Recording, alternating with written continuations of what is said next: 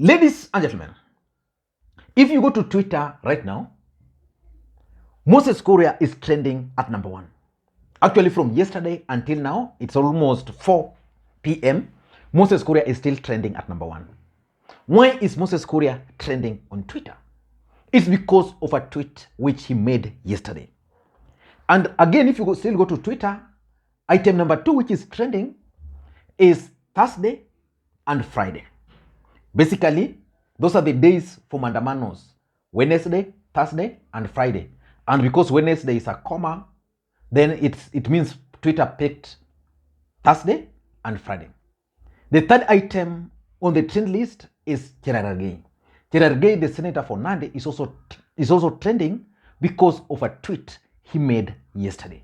But I want us to focus on a tweet which Moses Kuria made yesterday, because that tweet is actually causing serious political tension in the Republic of Kenya. Let me just go to Moses Kuria's official Twitter handle and read for you the tweet which is causing serious tension in the Republic of Kenya. This is the post which he made. Actually, there are a series of them, but this is the one which is causing serious tension. That atakufa Wednesday 19th, azikwe Sunday 29th. Joey. Most people interpreted this to mean Raila Amolo Odinga. If you ask me, Moses Kuria is actually referring to Raila Amolo Odinga, and that's why he used the term Joey at the end of his statement. By the time of doing this video, this tweet has already been viewed by over 1.4 million people, and is one of the trending tweets there.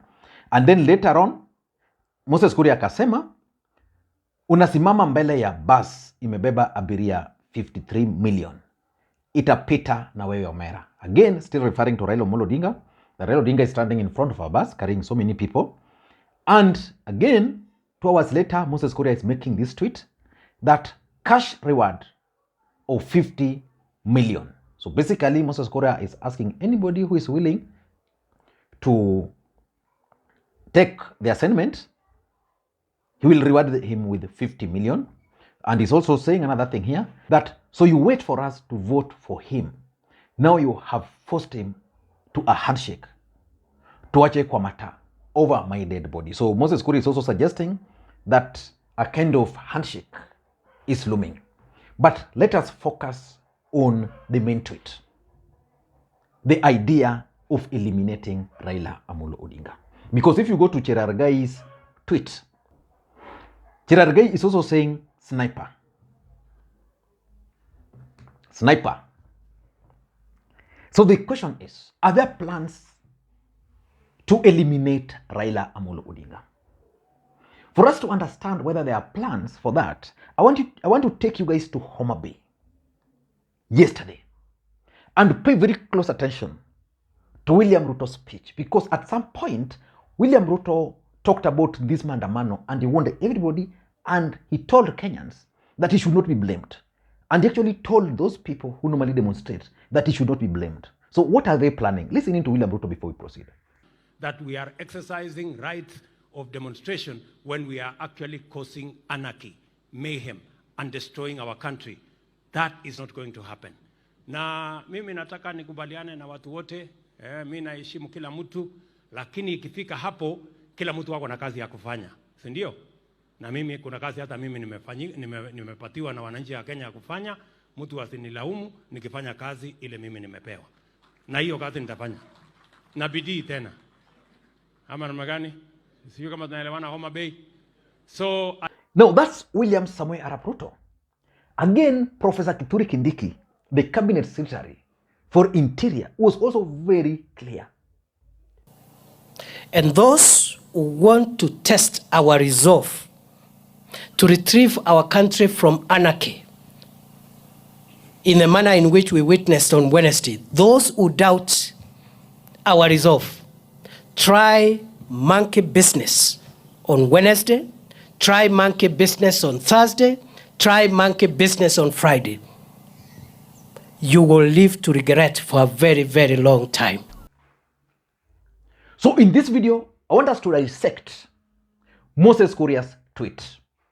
But before we do that, for those who are watching this channel for the first time, please take a second or two, click that subscribe button so that next time we produce a video like this, YouTube will automatically notify you. And to the subscribers, I want to continue thanking you guys for your continued support. Because without that support, this channel cannot be where it is. And without any further ado, guys, allow me to dive in. And before I do that, I want to thank the following people for the coffee they sent me. I'm very grateful. You know, that's the best way you can support this channel. It helps me also to produce more content. So you can also do the same using the numbers you are seeing on your screen. Now, I'm getting information that there are plans to arrest Raila Odinga and other Azimio leaders ahead of Wednesday. And so far, most of them have had their security withdrawn. So let us wait and see how the situation will be. What I'm not sure about is what will happen if these guys will actually arrest Raila Odinga. And it's not going to be the first time Raila Odinga will be arrested. Raila Odinga has been arrested before. He served in 9 years, and I don't think he's worried. The only worry, and this is something which is also worrying me, is that in case Raila Odinga will be arrested, and those guys hold him, like, say, for 30 minutes, they will inject Raila Odinga with something. And that something will lead to his death. And that's why initially Moses Kuria said they would rather deal with the consequences of Raila's death than deal with Raila Odinga, who is alive. But why do you think Moses Kuria made that tweet? Because in politics, nothing really happens out of mere coincidence. Everything in politics is normally well planned, well scripted, and executed to achieve a specific political objective. Why do you think Moses Kuria made that tweet? For me, number one, it is actually a coded message from Kenya Kwanza government to Azimio supporters that we have options. One of them is arrest. One of them is elimination. In fact, William Ruto yesterday convened an urgent meeting with Kenya Kwanza members of parliament. If you are keen, all members of parliament, all Kenya Kwanza members of parliament, all of them are currently in their constituencies. None is in Nairobi. Why? Because William Ruto wants to deal with the consequences of arresting Raila Odinga.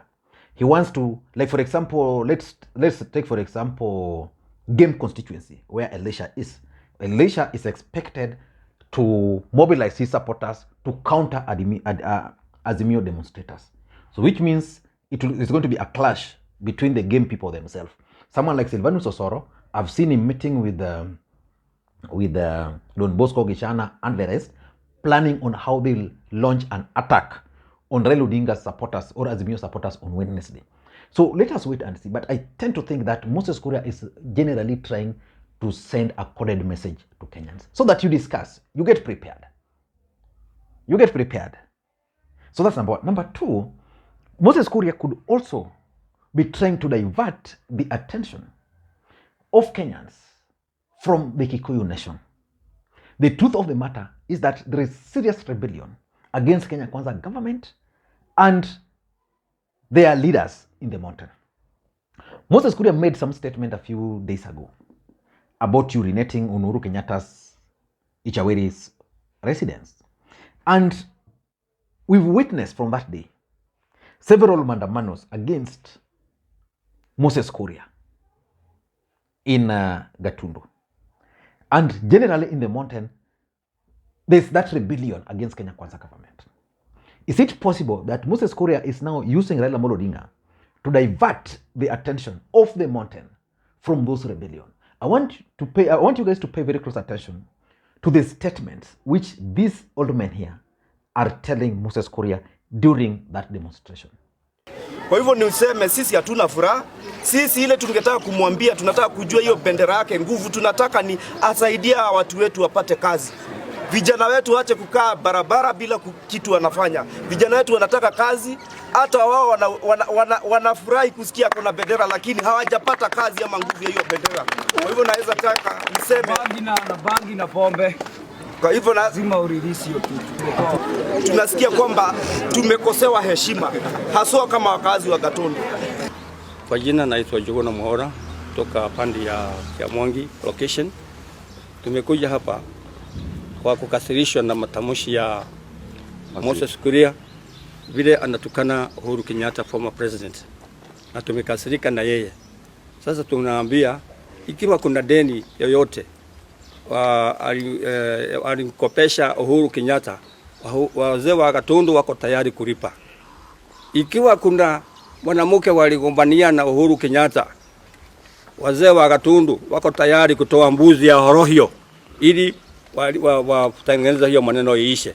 Na kuanzia leo awache kutukana Uhuru Kenyatta forever and ever. Amen.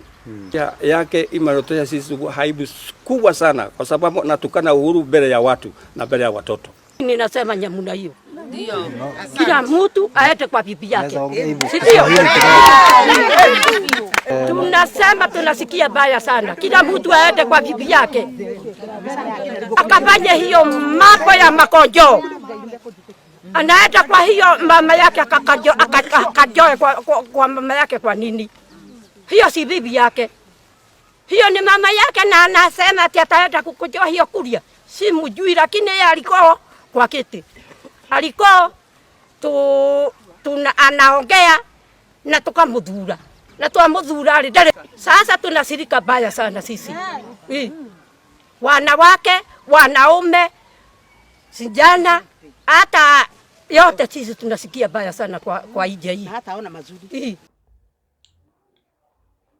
Number 3 in my view, something is also convincing me that Kenya Kwanza are trying to use scare tactics. Because I don't think Raila Odinga at his age can be scared of death. Is there anything Raila Odinga has not seen in this world that can scare him? I don't think so. Raila Odinga is already old. Raila Odinga has secured the future for his children. If you ask me, Raila Odinga has been detained for 9 good years before. So I don't think there is anything. You see, like if someone was young, then you'd say he might be scared. For Raila Odinga, what do you think is left for Raila Odinga in this world? What has he not seen? If it's power, he has enjoyed. If it's frustration, he has enjoyed. If it's detention, if it's suffering. So probably these guys are just trying to scare Azimio demonstrators that itakuwa ngumu. And number 4, I also tend to think that probably the NIS is at work. NIS is using Moses Kuria. And then once Moses Kuria tweeted those things, then they're now gauging the mood of the country. That if you arrest Raila Odinga, what will be the consequences? If you take him out, what will be the consequences? My only worry is on those leaders who are supporting Kenya Kwanza government, especially in Nyanza. If anything were to happen to Raila Odinga, I'm just imagining what is going to happen to them. Will they be able to face the people? Will the people blame them? Will they be spared? Yeah, beyond Raila Odinga, let's say Raila Odinga is eliminated today. What will someone like Kidero, for example, Ray Omolo, for example, now, someone like Owede, what will they be telling Kenyans? So let us wait and see. But importantly, I think Moses Kuria is also taking cue from the top leadership. What has been in Rigathi Gachagwa's mind? What about William Ruto? I'm told that Rigathi Gachagua is actually interested in arresting Raila Odinga because he's so sure that if Raila Odinga is arrested, the mountain will be safe. So let us wait and see how this thing is going to unfold. But there are plans to either arrest Raila Odinga or eliminate him. I don't know what you think. That's my take. Thank you guys and may you have a good day. Bye bye.